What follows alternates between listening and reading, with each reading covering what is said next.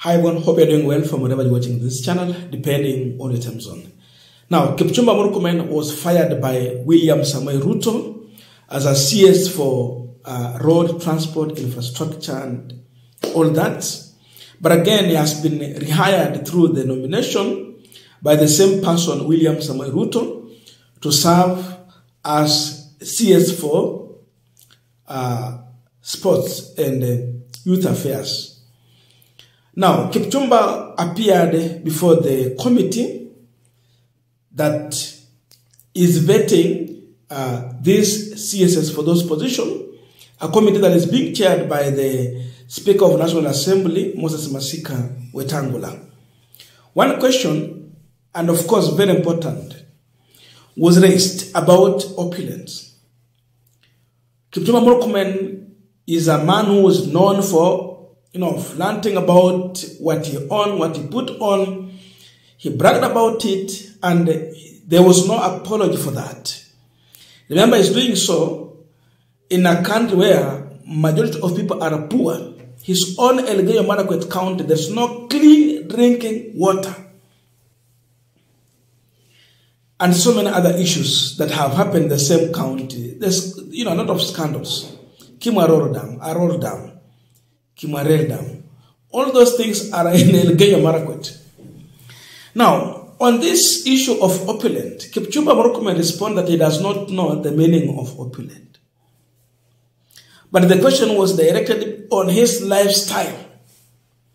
Remember when he was on Obina show, what he said about the suit, the watch, the belt, the tie, and all those other things.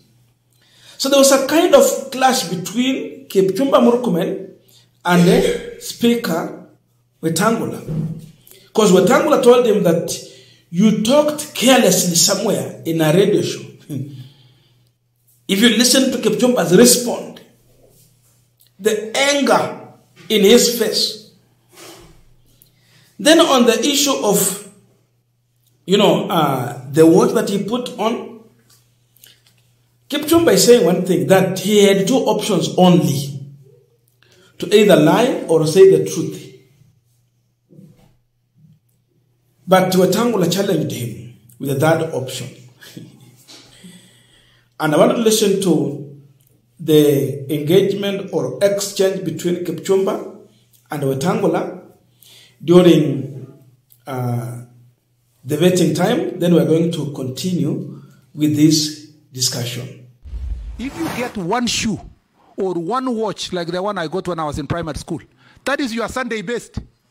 That is your Sunday best. It's that one expensive thing you have that sometimes you are happy with. But to say I'm opulent, Mr. Speaker, I must say this with utmost respect. I have never gloated anywhere about anything I wear, anything I have, Mr. Speaker. Even where I live, Mr. Speaker, I've never gone to announce to people that I have this kind of a house.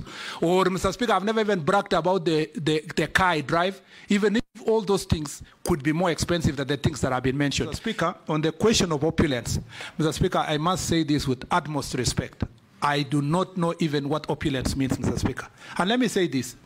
I take it to mean that people who are opulent are the ones that bask in wealth and modern things. You will see them exposing where they are with their families, where they live, showing which car they drive and all that. Mr. Speaker, I just became a victim, unfortunately, of a crossfire, of a conversation. On things, Mr. Speaker, I do not go anywhere to announce to somebody that I wear this, I do that. It's just that some pictures take something you wear and this, that, Mr. Speaker. Ultimately... And you spoke carelessly somewhere. Ultimately, Mr. Speaker... In some radio show. It wasn't careless, Mr. Speaker. Ultimately, yes. I was asked in a radio show a direct question. What is the most expensive shoe, tie, watch you have ever worn? Mr. Speaker, I had two choices. You didn't know it was a trick? No, it's not a trick. Even if it was a trick, I had two choices. Either to lie or to say the truth. Or not to answer. Mr. Speaker, no, let me just come to that. That was the third Mr. Speaker, I would have refused to answer, but I also had the opportunity to say the truth. And by saying that truth, Mr. Speaker, having been put that question to me, Mr. Speaker, it was not by my own choice to go and say, and Mr. Speaker, you know For me, who has grown up as a son of a squatter in Embobut Forest, you know that even when we were growing up, if you get one shoe or one watch like the one I got when I was in primary school, that is your Sunday best. That is your Sunday best. It's the one expensive thing you have that sometimes you are happy with. But to say I'm opulent, Mr. Speaker, I must say this with utmost respect. I have never gloated anywhere about anything I wear, anything I have, Mr. Speaker. Even where I live, Mr. Speaker, I've never gone to announce to people that I have this kind of a house. Or, Mr. Speaker, I've never even bragged about the car I drive, even if all those things could be more expensive than the things that have been mentioned. And I have said this, and I say this when the president nominated me. There is a verse in the Bible that says, if your eye is going to hurt a neighbor or your hand is going to hurt a neighbor, you better gouge it out so that you don't make your neighbor to sin. And I say this when the president nominated me, that if in any way I behaved either by speech or conduct or my lifestyle, Mr. Speaker, in a manner that hurts any Kenyan, I apologize profusely. Mr. Speaker, that I said, and I mean it. I mean it as a Kipchumba, and I mean it as a Christian.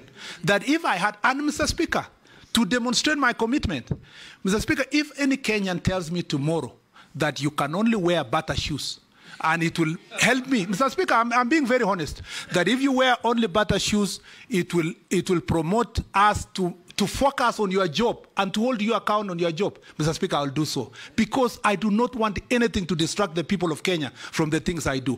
And I say this, Mr. Speaker, this is the conclusion, having managed, Mr. Speaker, a ministry that has so many agencies and a huge budget, I am extremely proud as Kipchumba Murkomen that for 2 years, I have not been mentioned on questions of incompetence. I've done my job with utmost hard work.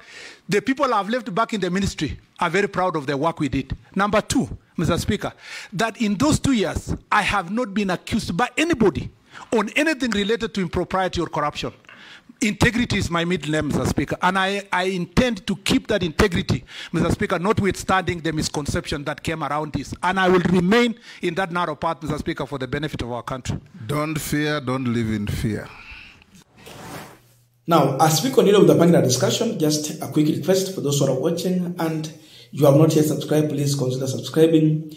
To return subscribers, I must say thank you so much. And again, to all our viewers, please give this video a thumbs up. Thank you so much, and back to this discussion. Now, Kipchumba Murkomen has proved to be a man with a big mouth. A man who does not listen. A man who should speak louder than any other person so that you silence everyone. A man who answers without, getting the question clear. He wants to stop like everyone. It's like they are in the race. They are competing. Who shouts louder than the other? A lot of, interjections. This man is not worth to serve in any ministry because he lacks the etiquette that is needed of a civil servant. But now, Ruto is bringing him back. He has promised a lot about, is it KFF or what? Akina Nick Mwendo and the rest. He speak big. But we know, wherever he has been, it is a mess. If you don't understand, just go and Google so that you listen to the NANDI senator, Samson Cherargei. Huyo ndio mtu amekuwa akifanyia Kipchumba Murkomen oversight. And to listen to most of his clips when he was responding to Kipchumba Murkomen. He says the truth only. So, you look at that kind of action, Wetangula is challenging Kipchumba that you're saying you had two options. You had more than two options. The third option was that you would have kept quiet rather than responding to this. But for him, he was happy to explain how to use or put on an expensive belt. 30,000 tie. 1 million Kenyan shillings watch, and so many other things. So, of course, as a CS and a civil servant, serving there, it was wrong for him to do so. He would rather keep quiet, at least having a fuel the heat that was all over. But because he lacked wisdom,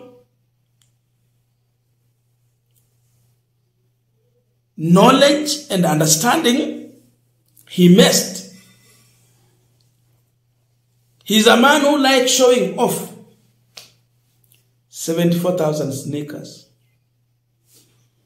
But when you go to his work, he's saying that people in the ministry where he worked before are happy with him because he did amazing job. Who is happy in that ministry? Which amazing job? When I look at which amazing job? When I listen to this, then I remember the leaking roof at the JKIA. 2 terminals. It was leaking.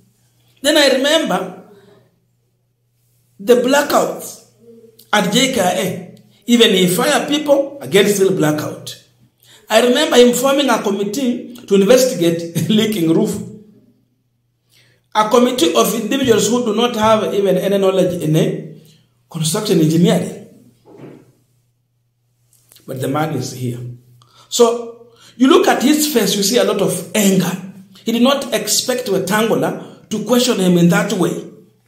But Wetangula is here, putting him to a task to answer to those questions. And that is the situation. He didn't expect this, but it just came.